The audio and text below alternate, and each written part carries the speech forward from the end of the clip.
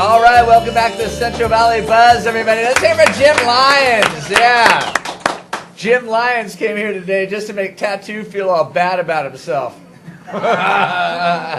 Hey, you guys, I got some more giveaways for you. How about world premiere movie tickets to see The $1 Million Arm? It's going to be Tuesday, May 13th at the Regal Manchester Cinemas. I'm going to be giving away 2 right now. Go ahead and call 579-1244. Ask for Luke Church. Luke Church. And he'll look at you all set up. Let's bring in our next guest. Let's see here. I don't want to get the name wrong. Let's go. Michael Kime, running for Sheriff of Madera County.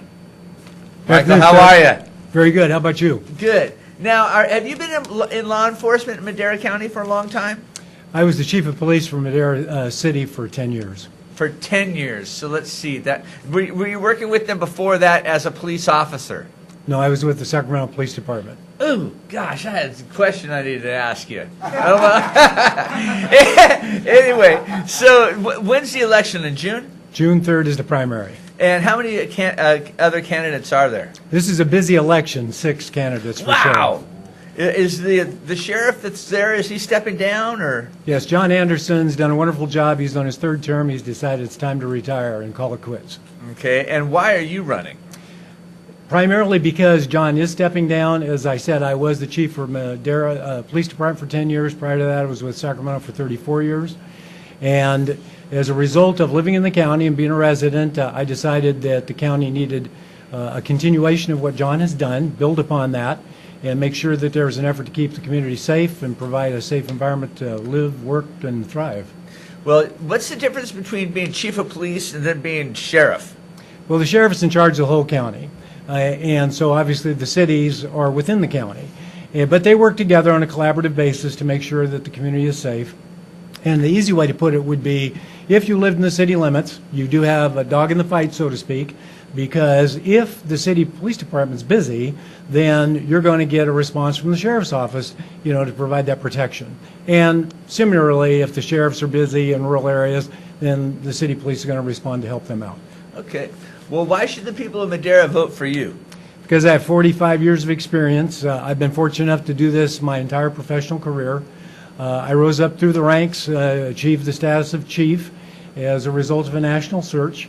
I'm very experienced, if you will. I've worked in all facets of law enforcement, and I've managed a $10.5 million budget, never blown through the budget.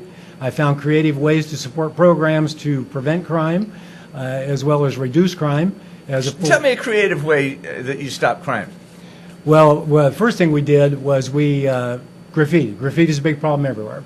And we empowered 1,400 citizens. We engaged them in the process of being our eyes and ears, as well as cleanup. And in so doing, instead of just spending $500,000 a year to clean it up in Madera, we have reduced that by 85% by virtue of the help from the community.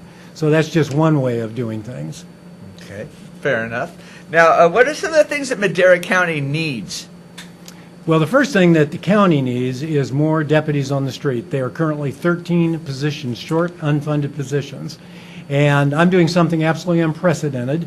If I'm elected, or I should say when I'm elected, I intend all right, I like that. I intend to give back to the community 75% of the compensation that's awarded for the sheriff to hire more deputies. That equates to about $170,000 per year, 4 years, almost $700,000. So you're going to take 25% of the pay home and give away 75% of it back to the sheriffs so that you can hire more. That's correct. Wow.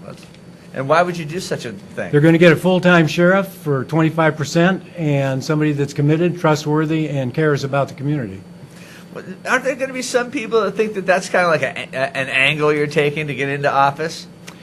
I'm sure that there are people that think that, but politics is a strange animal, and all I can say is I'm one of those individuals. If I say it, I'm going to do it.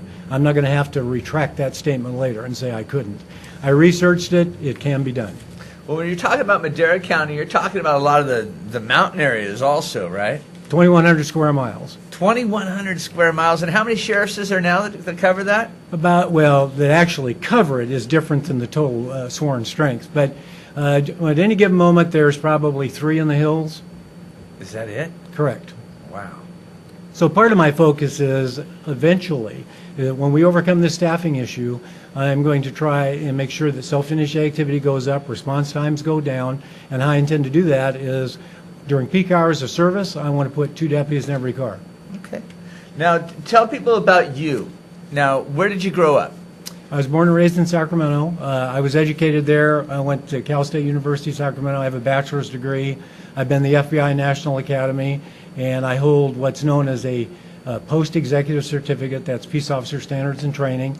You have to be a sitting chief for at least 2 years and attend some special courses to achieve that particular status. Okay.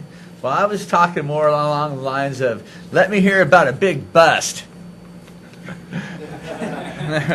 Well, actually, a good point to talk about is in 2006, the city of Madera achieved a very important milestone. We had 0 homicides in 2006. Wow. And that was down from what in 2005? About 8 or 9. So, how many people live there? 62,000 now. Okay. When I went there, it was about 45,000. And we've grown to 62,000. They're actually counted in the census. And when you stop killing them, it grows a little faster, doesn't it? In more ways than one. Now, what did you do to stop people from killing each other? Well, it was really an effort to work with the community and to make sure that you connect with the community. We want to know what their concerns are, and I intend to do the same thing as the sheriff.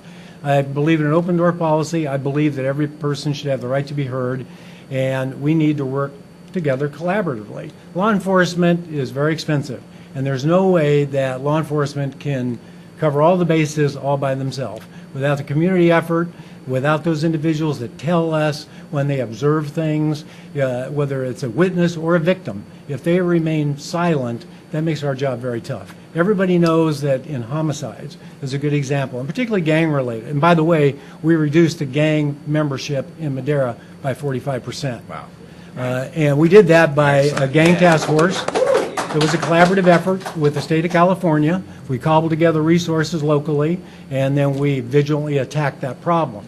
And education is also an important part. You have to work with the schools. We have the great program there, Gang Resistance Education and Training. You introduce that at the 4th grade level to try and change that behavior and course before they get too far down the path and they can't recover. Well, I don't know if your campaign manager told you this, but I did a little bit of research, and the sheriff position is one of the positions where people vote for it the least. And that's unfortunate because everybody should recognize that what the sheriff provides is a cornerstone of public safety. And you are reliant on the sheriff to make the decisions necessary to see to it that you get the service that you deserve to be safe. Okay.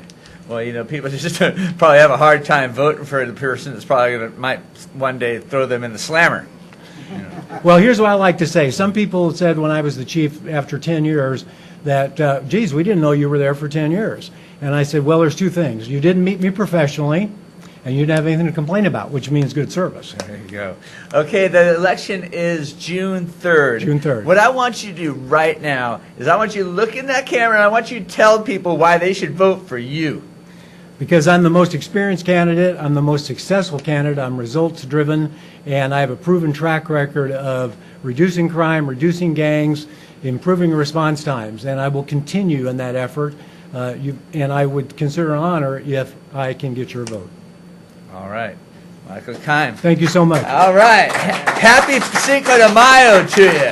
All right, we're going to take a quick commercial break. When we come back, the second hour of The Buzz has all kinds of great things for you, including all kinds of great giveaways. Stick around. I'll be right back. You dance?